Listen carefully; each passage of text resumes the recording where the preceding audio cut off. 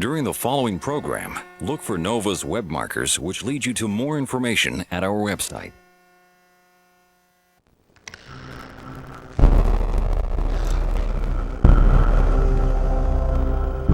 On April 4th, 1969, Haskell Karp became the first human being to have his natural heart removed and replaced with an artificial one. Surgeon Denton Cooley, known as the man with the golden hands, performed the historic operation. The experiment vaulted him to fame and captivated the country's interest. The fact that Mr. Karp has regained organ function indicates that the mechanical heart is a feasibility. But within days, those with the most at stake began to question the experiment. I saw apparatuses going into the arms, the hands, the feet. He could not say anything. I don't think that he was really conscious. One day, they removed the tube from his throat. They put a sheet over all the apparatuses in back of him and had the media take their pictures, saying, "Look how well he's doing." And immediately after this was done, they put back the resuscitation tube and opened up everything that they had closed up. 3 days after receiving the artificial heart, a human one was found. But Karp died shortly after it was transplanted. After 7 more failed attempts, the public and many doctors lost faith in the idea of replacing the human heart with a mechanical substitute. But now artificial hearts are back in a new high-tech incarnation. Will they at last fulfill the dream of giving dying patients a second chance at life?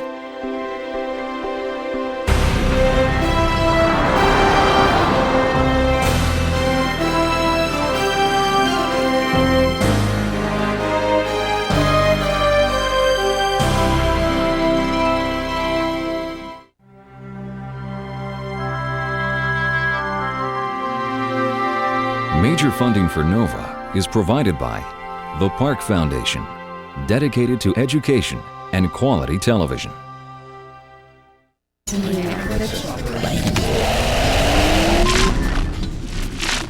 CNET, bringing the digital age into focus.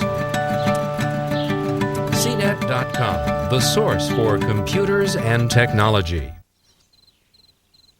This program is funded in part by Northwestern Mutual Life, which has been protecting families and businesses for generations. Have you heard from the Quiet Company? Northwestern Mutual Life. And by the Corporation for Public Broadcasting, and by contributions to your PBS station from viewers like you. Thank you.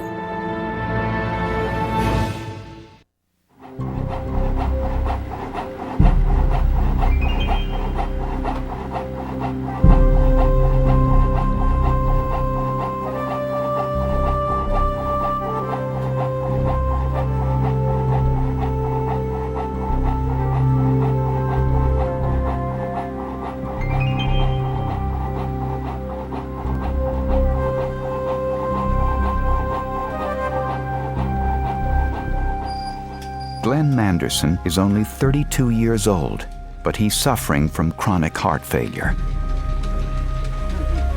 The muscle in his heart has become so weak, it can no longer pump enough blood. Surgeon Mehmet Oz fears Glenn will not survive the next 48 hours. Glenn desperately needs a new heart, but because of the scarcity of human donors, there is no organ at hand. If this was 5 years ago, we would have nothing to offer you. And so I think that you're much better off now because we have options that we can use in a pinch, and this is definitely a pinch. Dr. Oz hopes to implant an electrical pump that can take over the work of Glenn's weakened heart. Now, you've seen pictures of it. This is what the pump looks like. It's called a HeartMate VE and weighs 2.5 pounds. I know that it looks big, but it actually fits very nicely inside of you, especially because you've got reasonable size. It would fit in me pretty well as well. It goes under the rib cage, and once it's in, you're not going to be able to see it. Oh, you're going to take the heart out? No, we're not going to take the heart out. Oh. The heart stays in. This is a piggyback pump. I'm going to be inside of him. It's going to be inside of him. Because the pump takes over the work of the heart's left ventricle, it's called a left ventricular assist device, or LVAD. It's so big right now. When we put It's a direct descendant of the old artificial heart. For some reason, this evolution, because it was that and not a revolution, snuck up on the American public. And so many times patients and their families don't know what a mechanical pump is, and they're scared by it. They don't realize that it is a safety net to keep you alive if things don't work out well. And that is a huge emotional barrier to overcome. Most people believe that if you get a mechanical heart, it's just delaying the inevitable. And it's not. That night, Glenn's kidneys begin to fail from lack of enough blood. Fluid fills his lungs. He has trouble breathing. There is a 30% chance he will not survive his LVAD surgery. But without it, death is certain.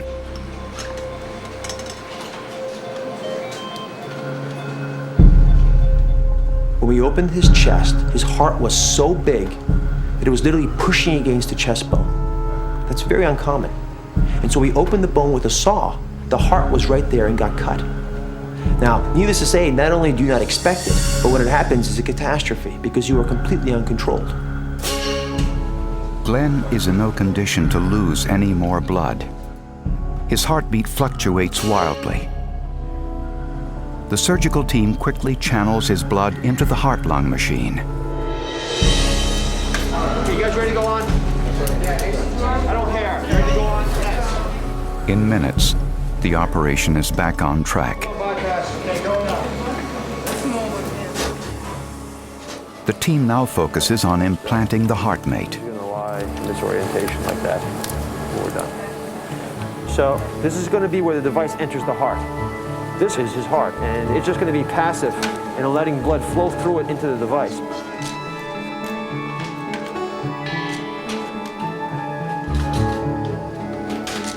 Within hours, the electrical pump has taken over the work of Glenn's heart, sending oxygen-rich blood to revitalize his failing body.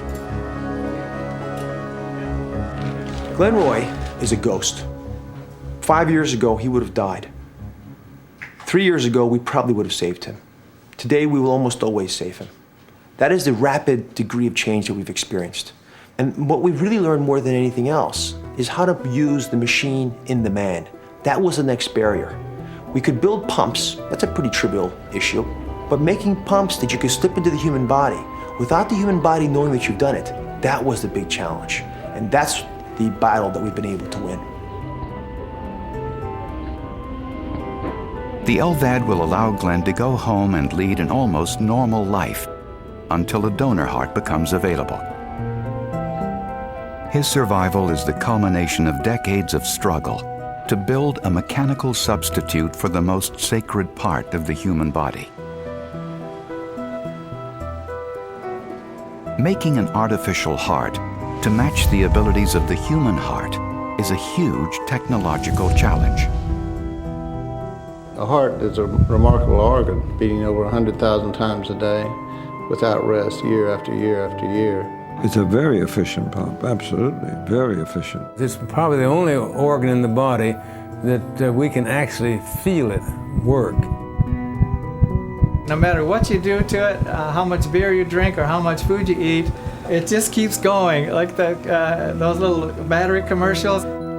It feeds itself, it energizes itself.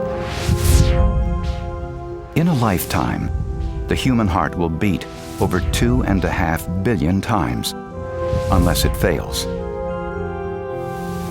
Once the heart becomes injured or diseased, it can no longer pump enough blood.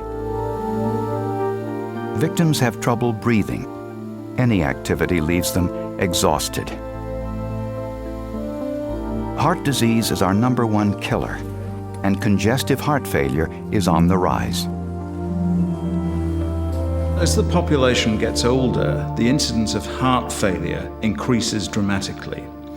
And really, there is an excellent treatment for end-stage heart failure, and that is heart transplantation. But because there are not enough donor hearts, it's only available for a very small proportion of those patients.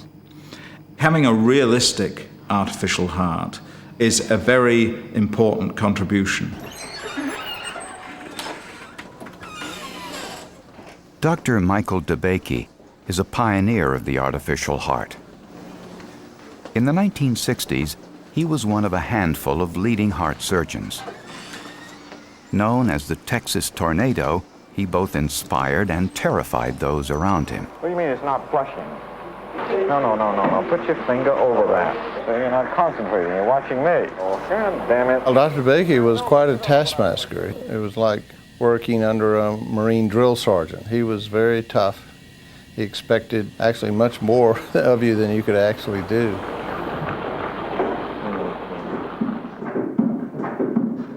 Outside of surgery, DeBakey was working with a team of researchers at the Baylor Medical College in Houston to develop an artificial heart which would replace the natural organ. We were thinking of the heart as just a pump. And it seemed logical that if that's the main function, you ought to be able to duplicate that mechanically. Placing a man-made heart in a human has always raised disquiet. The history of the artificial heart is rife with contention. There's been enormous controversy surrounding any artificial heart implant. I think part of the problem is that many of the operations have just been isolated one-off incidents that other physicians have been able to refer to as experimental. Are we playing with the patient?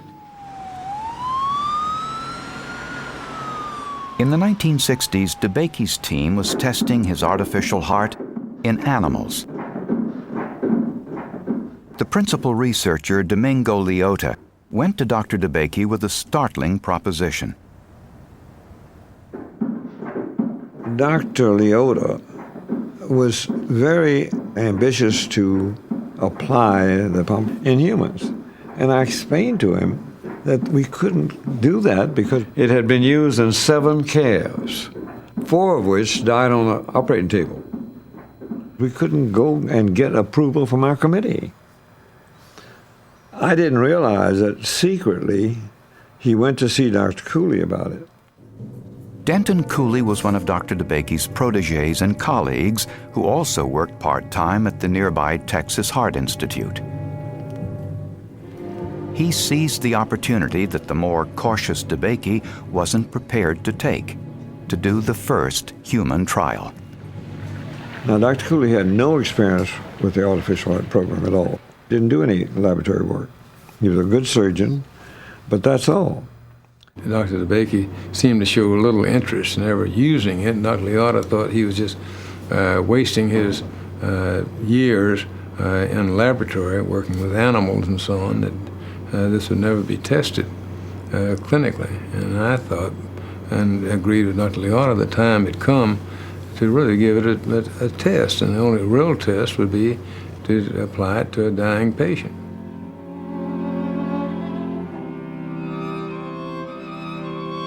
The patient was Haskell Karp from Skokie, Illinois. He was a man with a long history of heart problems. On April 4th, 1969, Haskell Karp's own heart was completely removed and replaced with an artificial one. Denton Cooley had not sought any approval for this groundbreaking operation. Well, in those days, I didn't feel like we needed permission. I needed the patient's consent. That was essential, of course. And I think if I had sought permission from, say, the federal agency or the hospital or something, anybody else, I think I probably would have been denied, and we'd have lost a golden opportunity. I was in Washington when I read in the morning papers there about the use of this artificial heart that Dr. Cooley had put in a patient. I was shocked. I didn't know that he had done all of this surreptitiously. You see, I didn't know he had taken it from the laboratory. We are most encouraged by our results so far, and even if Mr. Karp doesn't go any more than another day, I think that we have demonstrated that there is validity to this concept of making every effort to prolong life at any cost in order to make possible a cardiac transplantation. 2 days after the operation, with Karp growing worse by the minute, his wife made an emotional appeal for a human heart. I see him lying there, breathing, and knowing that within his chest is a man-made implement where there should be a God-given heart. Within a day, a donor heart was found. But Haskell Karp died from infection shortly after receiving it. Dr. Cooley's justification was he was trying to save the life of this patient. But you know, you don't take an experimental device to save the life of a patient that has had no evidence that it would do that.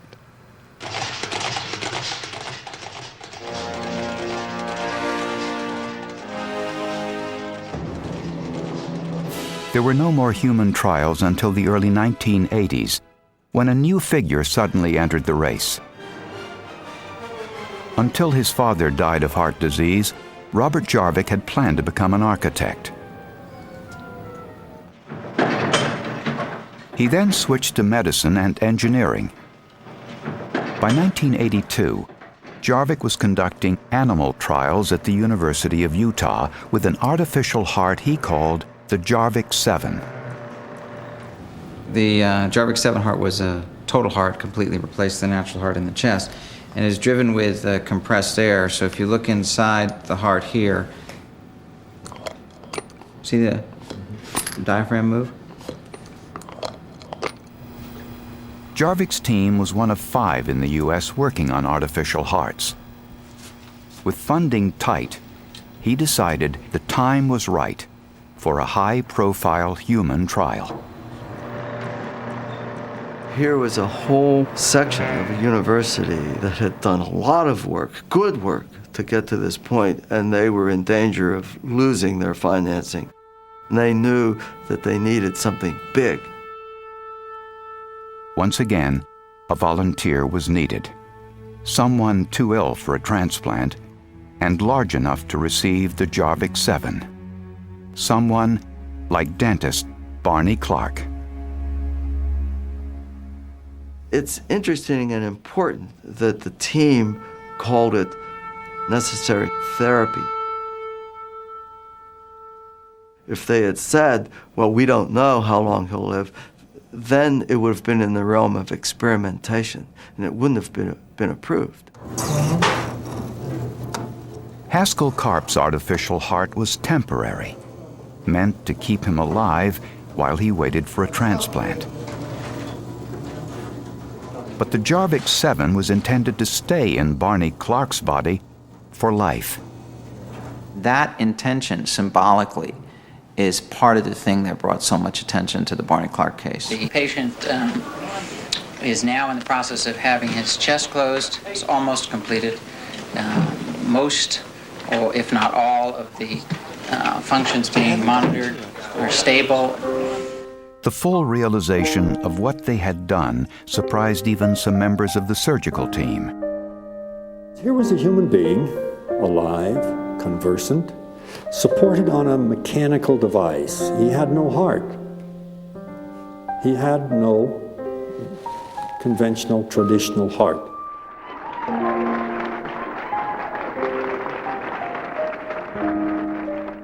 And you know, the poets and writers have always said that the heart is really the center of love and personality and so forth and so forth. And he had none.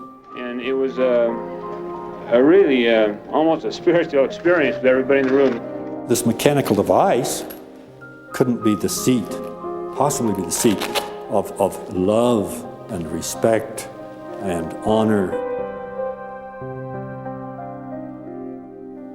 It was a polyurethane. This morning, which was 5 hours into his 13th day, There was this human drama that was almost like a serial, almost like a soap opera. What's going to happen tomorrow? Dr. Clark had a sudden drop in his blood pressure. He kissed his wife and was taken to surgery. One of the valves broke. It then came out that they had never tested that particular valve in the setting of an artificial heart. There were a few somewhat weak links in the system. We had to reoperate and replace that one half of the heart. What does it feel like to have an artificial heart in the chest? Do you have pain or is it uncomfortable? 3 months after this weak link was repaired, Barney Clark was able to face the media. The thing you get used to is, I imagine, is pump. The noise of the pump? But you get used to that. Does that bother you much at sleep? No, it doesn't bother me at all. Even when I'm awake, it doesn't. Well, after the operation, he had almost no quality of life. He had a negative quality of life. He had bleeding from his nose, and he required surgery on that. He had innumerable tests. Well, I tell them that it's worth it. There's no alternative. They either die or they have it done. Many days he did not enjoy, but many days he did enjoy the communication with his very attentive wife, and he felt genuinely that he had made a contribution. A pleasure to be able to help people, and maybe you folks learn something.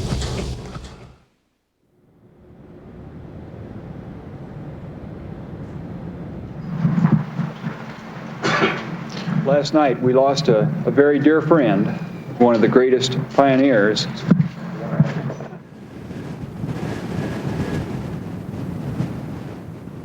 The value that we got out of that experiment, and that's all it was that it was not fit to be used at that time. We realized this was a much more complicated problem than it first seemed. And after we had worked for almost 20 years, I really came to the conclusion that it probably is best to quit working on the total artificial heart.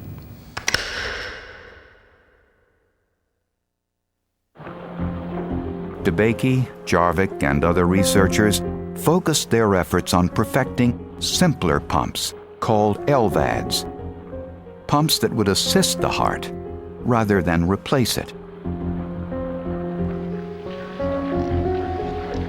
DeBakey had been the first surgeon to use an LVAD in the operating room. The device remained outside the patient as a temporary support until the natural heart recovered from the shock of surgery. As the technology progressed, researchers worked on developing devices that could move from temporary to long-term support for the heart's left ventricle. The biggest challenge was to create a pump that did not cause strokes. These white blood cells have detected a minute flaw in the surface of this glass.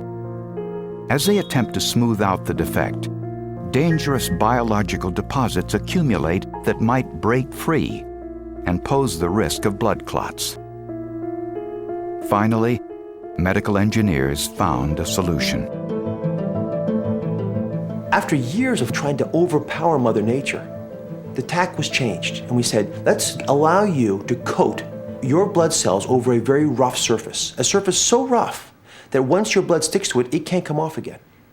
In fact, that's what happens. These devices, when you take them out after a few days, are completely covered by your cells. And that's the reason we've seen such a low stroke rate with these devices, we believe.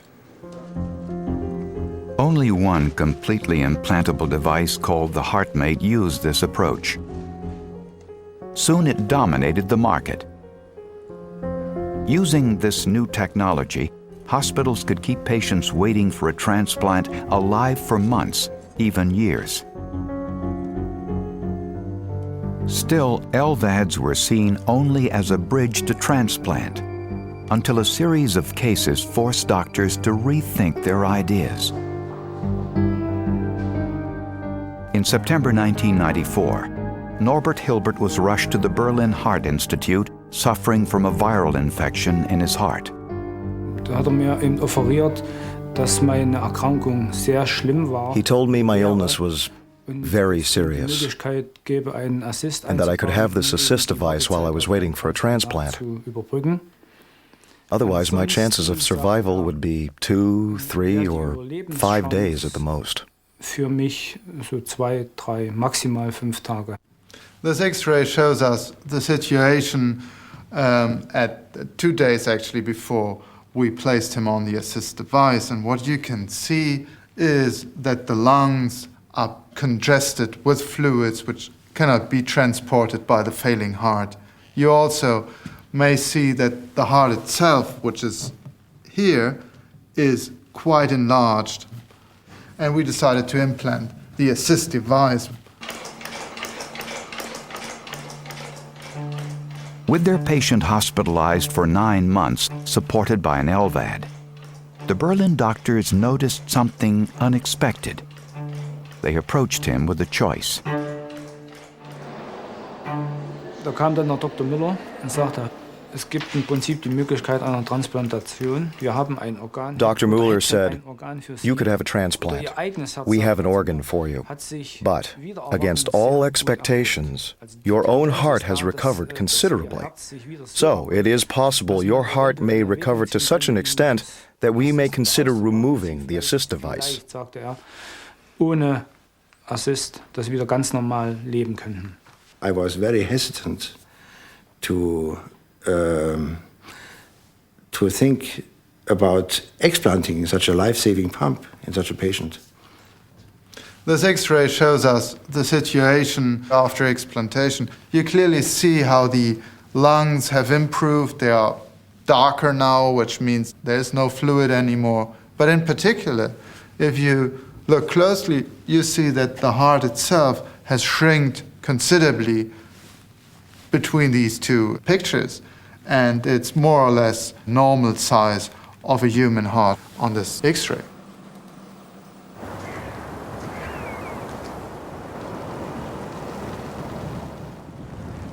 Three years after his LVAD was removed, Hilbert's natural heart is functioning as well as ever.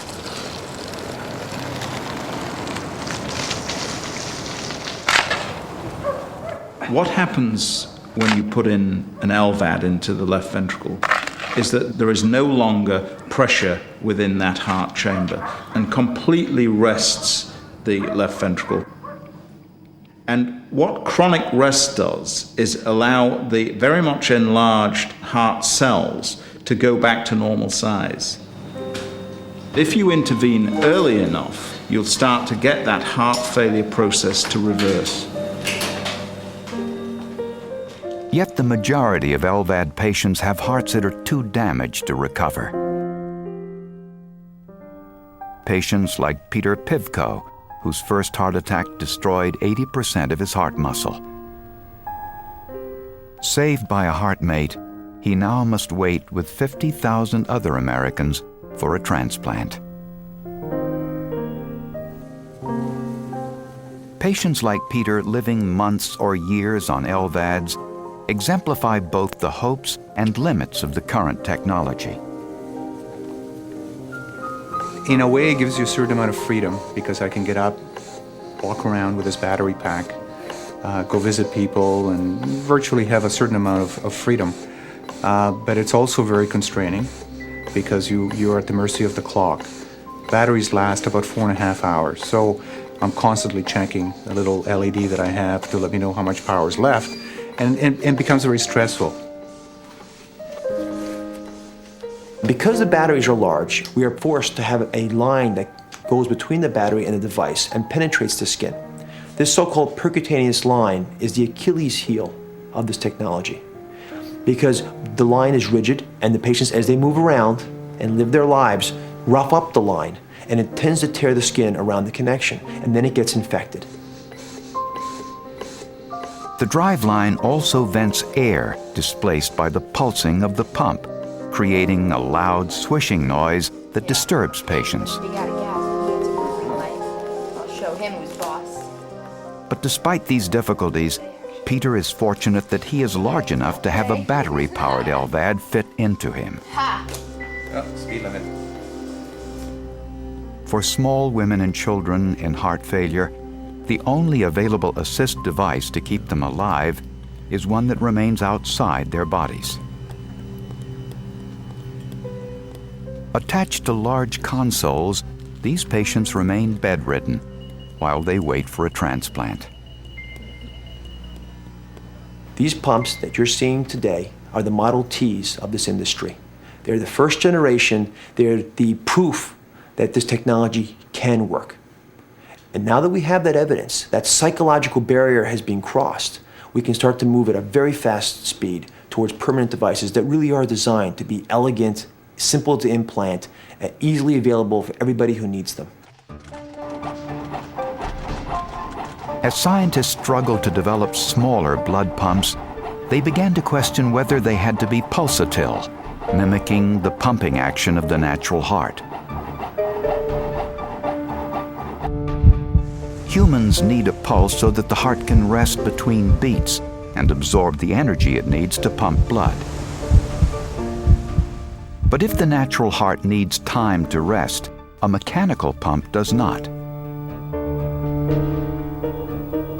One researcher began to work on an LVAD that was not pulsatile. His name was Richard Wampler. There were a few scientific reasons why I believed you might not need a pulse. It is true that if you go out into your arm when you go to the doctor, that you can feel your radial artery and you'll feel a pulse. But when you go out on the capillary level, by that time the pulsatility is totally damped. So really at that level the flow is continuous flow going through these capillaries. Wampler developed a tiny axial flow pump that could temporarily assist the heart. An axial flow pump works by spinning an Archimedes screw, which draws fluid in through one end, then sends it out the other. Through it, blood would flow continuously, without a pulse. In 1988, after 2 years of animal work, surgeon Bud Frazier used the pump in a dying transplant patient who could not be assisted with a conventional LVAD. I was extremely anxious because I'd never placed one in a human and I wasn't sure if it would really even go up the arteries because they're diseased arteries, the animals are healthy. I didn't know if there was something about the human anatomy that it wouldn't go into the heart like it was supposed to, but it all went perfect. The pump allowed the weakened heart to rest long enough to recover. Over 100 more patients who could not use standard LVADs were saved. This echocardiogram shows how the blood, seen in color, is sucked out of a passive heart and circulated. That was a very dramatic thing because it showed us that, number one, patients could live without a pulse. I had one little boy that lived for about 3 days without a pulse at all. He was very small, and this small pump could take over his entire circulation. He woke up, he ate popsicles, and he did very well until his heart had recovered enough to start beating. Although the device could only pump a small amount of blood, it was enough to sustain a resting patient. And the thing that was astonishing to everybody in the field was a high-speed rotary pump with little blades that look like a blender. Doesn't chew the blood to pieces. So then the job was to make a pump of that general type, meaning an axial flow pump, that could be supported in such a way that it could run indefinitely.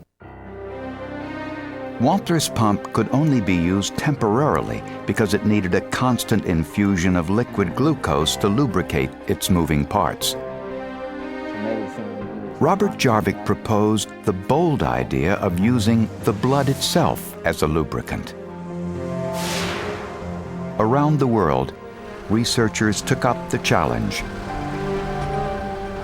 The goal was to develop a permanent axial flow pump that was small enough to be implanted in the chest, but powerful enough to push blood through the thousands of miles of vessels in the body. Dr. DeBakey turned to NASA for help. I did a heart transplant on a NASA engineer by the name of David Saucier, and he did well. And he was very grateful and became interested in what we were doing with the artificial heart. So we showed him. It was interesting the day they showed up, there was 2 great big limousines came, and there were 6 doctors in each of the limousines. And they had on their pinstripe suits, and there was the doctor of hematology and the doctor of hemodynamics and the doctor of hemo this and hemo that. And they brought a big box full of blood pumps that they had worked on. All of them had gears and electric motors, and I'm a mechanical engineer, and it just made my heart go pitter-pat to see all of this machinery. No one had more experience with axial flow motors than NASA. It's the system used to fuel the pumps of the space shuttle's main engines. NASA agreed to help DeBakey make a permanent axial flow pump at a fraction of the size of the current pulsatile devices. I remember I spent most of the Christmas holidays in my computer designing the pump blades for this thing, trying to get the flow, the diameter, and the length and all in the ballpark. The collaboration with NASA resulted in a prototype pump the size of a thumb. Inside a person, it would create no pulse, just a constant flow of blood. Essentially, this pump has just one moving component, and this is the inducer impeller. What makes this unique is the fact that we embed magnets inside of each one of the impeller blades. And the whole idea is now, in addition to being the pumping component of the pump, it also becomes the rotor of an electric motor. So what we do is we spin a magnetic field around the impeller, and as it spins, it drags this impeller with it. This impeller sits inside of this titanium body, suspended at both ends by ceramic bearings, and this coil here spins a magnetic field. And it spins the pump at about 10,000 RPM, drawing the blood in, propelling it out the back at about 5 liters per minute. But adding magnets affected the shape of blades. If the design was not perfect, blood cells could be damaged. The best analogy I can think of is pumping blood is like pumping a whole bunch of water balloons that are suspended in a liquid. You're trying to pump these water balloons without having them rupture. The biggest achievement came through the computational fluid dynamics at NASA. With their Cray supercomputers, they could actually model the flow fields inside the impeller. Very small or subtle changes to the geometry of the pump. For example, a change of 10 or 20 thousandths of an inch in a critical area of the pump would have a drastic effect, because what you would do is you would create localized areas of high pressure or low pressure, producing blood damage that is clinically unacceptable. After much trial and error, DeBakey's team approached their goal: designing magnetic blades which rotated so fast that blood cells weren't damaged at all. It's sort of like passing your finger through a candle, you know, that you learn as a child as a trick. If it goes fast enough, it doesn't burn your finger. And you see, DeBakey now had his working model of a miniature LVAD. There's a heart, and there's a pump. By taking blood from the left ventricle, this is the outflow graph, so blood is flowing from the pump and into the ascending aorta. Now, the electrical connection here for the motor stator would come out and would be attached through the skin to the controlling device that you see here. So this is a battery, and this is the controller with a belt on the patient. That's all they would need. But DeBakey was not alone in the race to make a tiny LVAD. In Manhattan, Robert Jarvik was nearing completion of his own axial flow pump, the Jarvik 2000. Working independently, Jarvik has now perfected his own designs and carefully supervises each detail of the machining. Jarvik's pump is so small it can be placed inside the heart. The blood pump is implanted inside the tip of the heart. So if there's a model of the heart, it fits here in the tip of the left ventricle. This whole part here is inside and surrounded by blood. And then the blood that's coming into the heart, coming back from the lungs, is pumped through the opening into the heart, down through the pump, and then through a tube and back to the aorta. Placing the Jarvik 2000 inside the heart allows blood to flow directly into the device. The only tube attached to the pump is one that exits the heart. By getting rid of the inflow tube, Jarvik has eliminated a place where blood clots usually form. When we started achieving the types of long survivals that historically in this field of research is about the best that can be done with any kind of pump, which means having an animal live about 6 months. And those devices were clean. We didn't have any complications, we didn't have infections, we didn't have blood clots, we didn't have thromboembolism, and we were very happy about that. Okay, let's just put it right here. Jarvik is ready to use his LVAD in humans and has applied for FDA approval.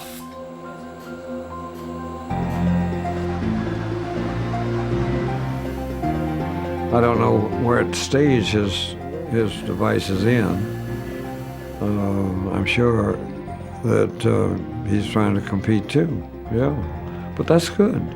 In Houston, DeBakey watches his device take shape at the manufacturing site.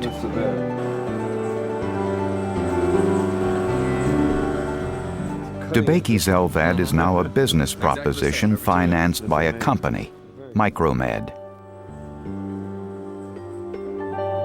If you compare it to a prize fight, who throws the punch first is not so important as who's there at the end and who throws the punch last. Instead of seeking FDA approval, DeBakey has come to Europe to oversee the trials of his new LVAD. The operations will be conducted in both Berlin and Vienna, where regulations governing clinical trials are less cumbersome than in the United States. 6 seriously ill patients have been selected. It is difficult when I exercise. My heart hurts. It's like a shock running through my body. When I climb stairs, I have to go really slowly and I came out of breath. So I decided to take this.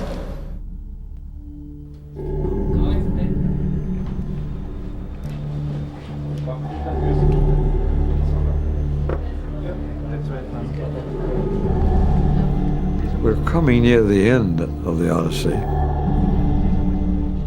It's gratifying in being able to extend the normal life expectancy of patients with chronic heart failure.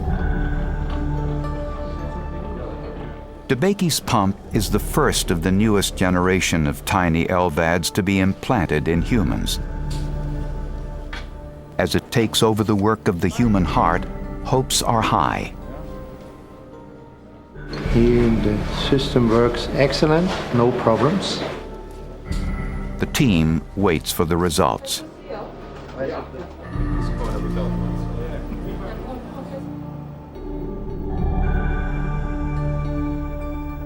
The first patient, whose condition was critical at the time of the operation, died 6 weeks later.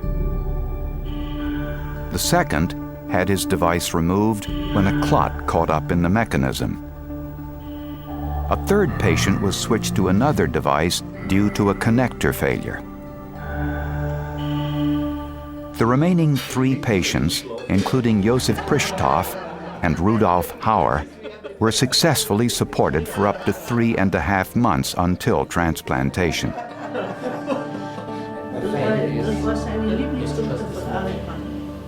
Seven more devices have been implanted. but only 3 worked long enough to carry the patients to transplant. The doctors are not allowed to discuss the results. There is so much to be done that everybody's effort will have a place in the treatment, the successful efforts. The issue is that artificial heart will never be used on a widespread basis until it's so good that the quality of life and the safety and the durability can be taken for granted. When the newer generation of miniature LVADs are commercially available, small patients in heart failure may hopefully resume normal lives. But what about individuals whose hearts are so damaged they cannot be supported by an LVAD? Patients who are so sick they will not survive the necessary months until a human heart becomes available. Could the dream of a totally artificial replacement heart, once heralded as the Dracula of medical technology, be resurrected? Haunted by the image of Barney Clark's suffering, most Americans had decided the technology just wasn't worth it. Because of the publicity and perhaps exaggeration by some as to what that technology promised at the time, it actually set back the field of artificial hearts because it left people who were very hopeful about this technology discouraged about the technology. This should have never happened. It was a very, very important pioneering effort. There were setbacks, but much was learned. And in fact, those systems are implanted in a few patients every year today as a bridge to transplantation, and these patients are doing very well. Each time the Jarvik 7 heart was implanted, doctors learned how to better manage anticoagulant drugs and reduce the risk of strokes. Since 1993, 147 patients have been supported by Jarvik's original artificial heart. Like Clark, they were unable to leave the hospital. But 88 of these pioneers survived until they got a transplant. Spurred by technological advances and new insights into how the body works, a small group of engineers has labored for decades to perfect a total replacement artificial heart. It's a 2-pound electromechanical pump called the AbioCore. In the 21st century, we now know that operations that used to be very complex, like cataract operations, are today done with a laser, and the patient within 24 hours can see better than they did when they were younger. Now, we know also that the wear and tear of the bones can be overcome in some cases by the replacement, orthopedic replacements. So the question is, why is the heart any different? Why should life end because the heart is wearing out? In a laboratory outside of Boston, an AbioCore quietly pumps away in a tank of salty water. The salt mimics the corrosive effects that blood will have on the titanium and plastic-like materials. To receive FDA approval, this artificial heart must pump 200 million times without failing, enough to sustain life for 5 years. The challenge is daunting.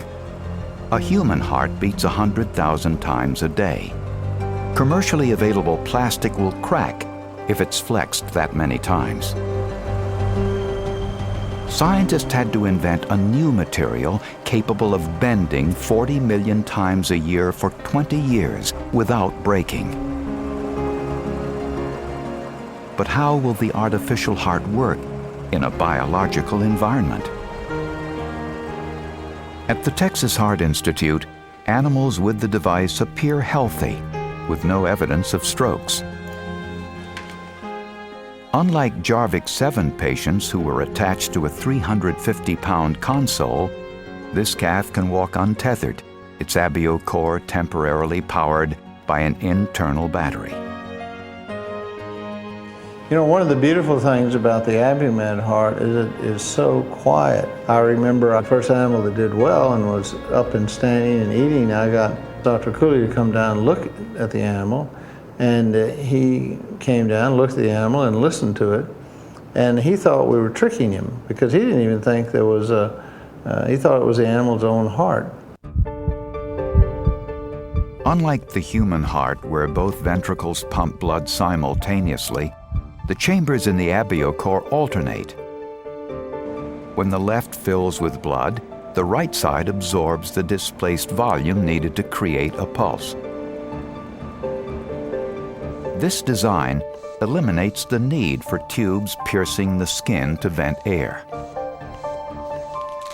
If you can solve that problem, then the transmission of energy across the skin without going through the skin, that's been available for years.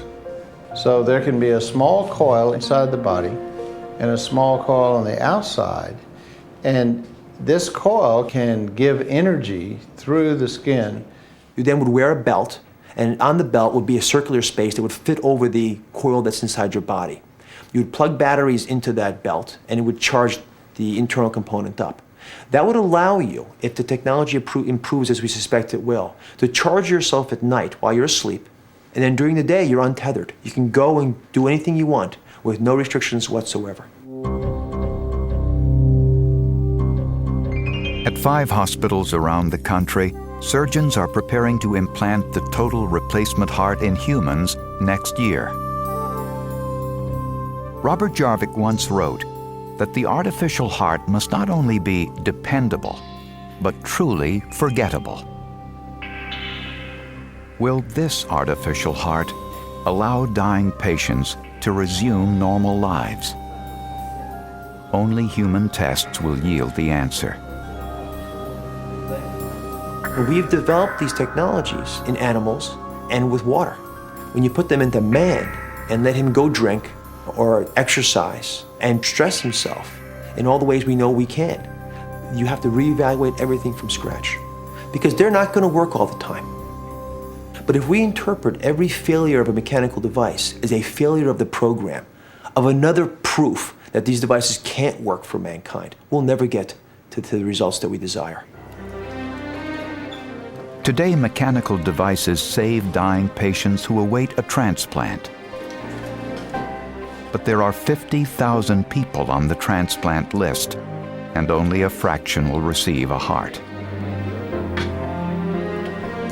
When you use technology to support a patient who will ultimately receive a donor heart, you are not really increasing the number of people whose lives are being saved.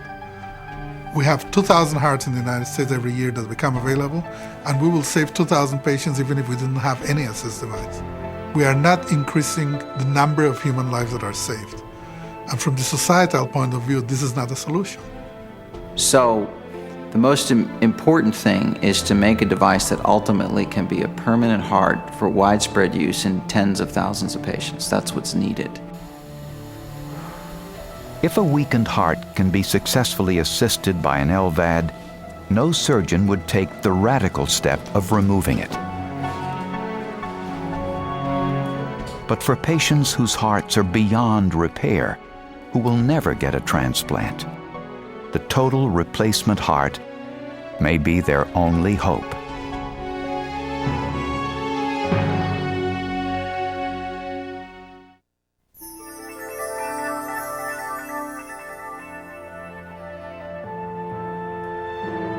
Today, there's hope for patients who need other artificial body parts. From livers to skin, even arteries. Explore the potential of the high-tech human on NOVA's website.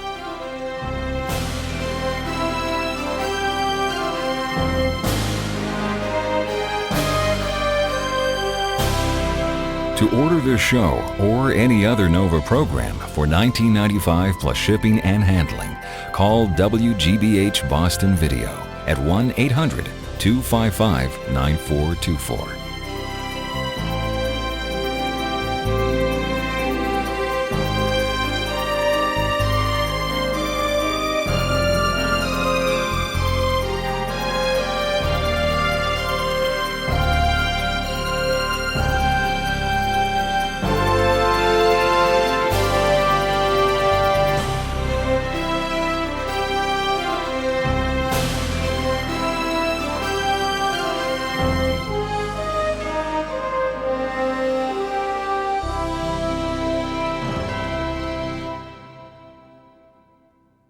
Nova is a production of WGBH Boston.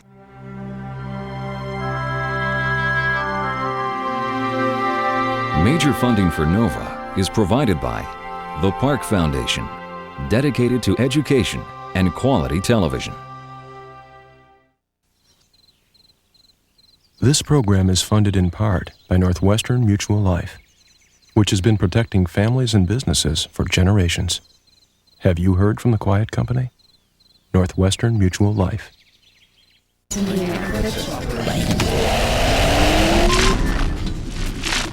CNET, bringing the digital age into focus. CNET.com, the source for computers and technology. And by the Corporation for Public Broadcasting, and by contributions to your PBS station from viewers like you. Thank you.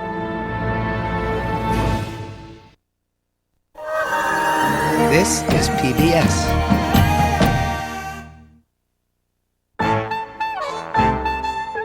Hi, I'm Chris Josel. Antiques Roadshow is back. Yes!